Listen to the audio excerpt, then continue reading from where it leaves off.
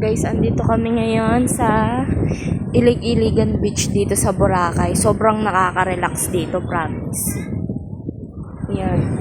Sa kabilang kasi maraming tourist dito wala. Ang hangin, mapuno. Mas maganda pa to kaysa sa Puka Beach. Sa mga gustong mag-Boracay diyan. Ito, ayan kami. Tapos may nag-iihaw doon. Nag-iihaw sila doon. Tapos sobrang ganda talaga niya dito. Tignan niyo. Ang lakas ng hangin. Talagang marerelax ka talaga. Ayan. Ang ganda din ng buhangin dyan.